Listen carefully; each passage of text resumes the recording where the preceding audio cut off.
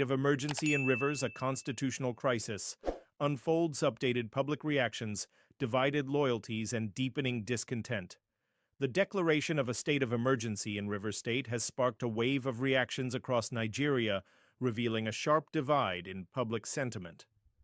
While the federal government maintains that the move was necessary to quell rising political tensions and alleged pipeline vandalism, many within Rivers State and beyond see the action as an unconstitutional overreach of executive power.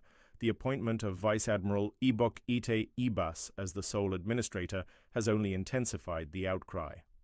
Activist Ankeo Briggs issued a scathing warning to Governor Fubara, cautioning him against signing any deals brokered with former Governor Nyesom Wike without full consultation with the people of Rivers State. "Stop signing things in the middle of the night," she said pointedly, emphasizing that the governor must govern with the people, not from a Buha's script. Briggs' speech echoes the sentiment of many who believe that the political crisis has been manipulated from the top down, rather than organically arising within the state. Supporters of Governor Fubara argue that he has been consistent in trying to maintain peace, even extending olive branches to the defected 27 House of Assembly members who now openly align with the All Progressives Congress, APC. These lawmakers, referred to by President Tinubu as his children, have been accused of abandoning their mandates without delivering any legislative work for their constituents. The accusations are compounded by allegations of perjury due to their contradictory court affidavits about their party affiliations. While the governor has attempted to reach out to these lawmakers through both formal and personal channels, they have continued to reject his efforts, stalling legislative processes, including the state's budget presentation. Fubara's appeals, written, verbal, and in person, have been dismissed by the defected lawmakers, who then ironically returned from an indefinite recess to announce an impeachment process. It is this perceived duplicity and the lack of institutional balance that has made many Rivers residents deeply skeptical of the entire emergency declaration.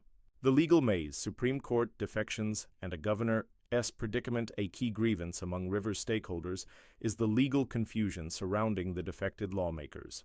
Ankeo Briggs and several legal minds question the Supreme Court's judgment, accusing it of interfering in a matter still pending before the Rivers State High Court.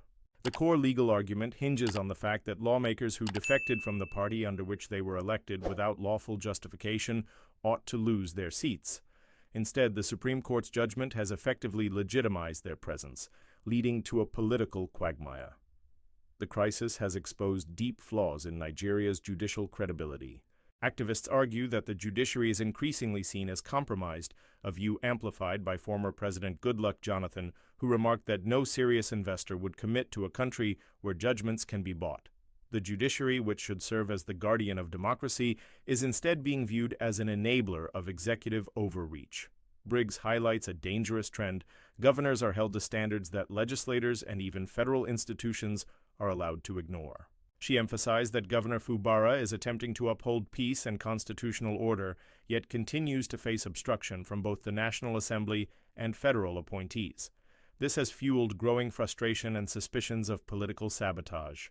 Even more telling is the Supreme Court's past declaration that Rivers State funds should not be released under certain conditions, yet the president has unilaterally bypassed this judgment to channel resources to the federally appointed sole administrator.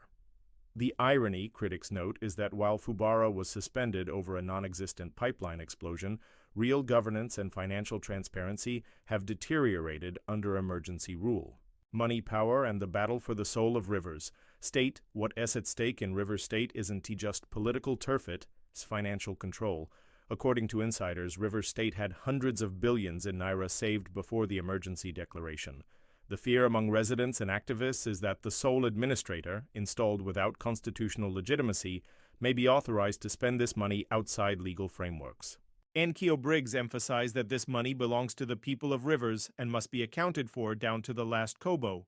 Briggs draws a powerful analogy. People just stroll into Rivers State and treat it like a federal ATM, taking from NDDC, Amnesty, Niger Delta Ministry, and now from our state account itself.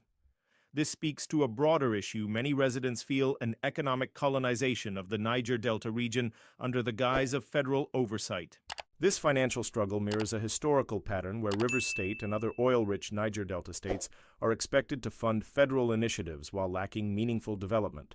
Despite producing the lion's share of Nigeria's revenue, these states receive little in return. The imbalance has reignited calls for true resource control and greater fiscal autonomy for oil-producing states. Rivers residents argue that what's happening is no longer just a state crisis, it's a regional threat.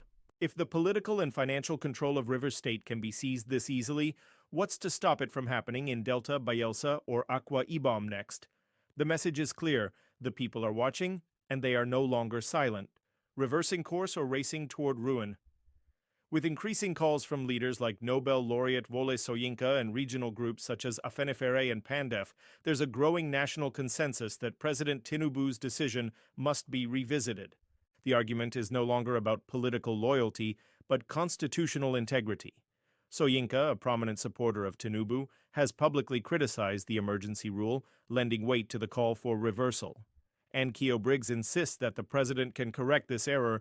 "No one is God," she said. "Everyone can make a mistake, especially when they're misinformed."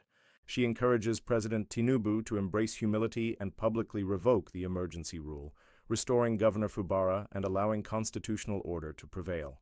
Meanwhile, Rivers people remain peaceful but vigilant. The idea of military-styled governance through a sole administrator is being rejected widely, especially since there was no violent crisis at the time of the declaration. Instead of reducing tensions, the move has inflamed them, highlighting once again that crisis is often manufactured for political gain.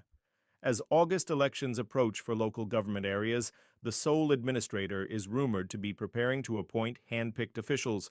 However, the governor had already instructed local government heads to hand over to senior civil servants, in line with constitutional protocol. Rivers people view any further interference as an illegal act meant to undo the good governance structures in place. The federal government must now choose: double down on a policy that is losing legitimacy by the day, or restore faith in Nigeria's democracy by respecting the will of the people and their elected governor. The world is watching. So is Rivers State.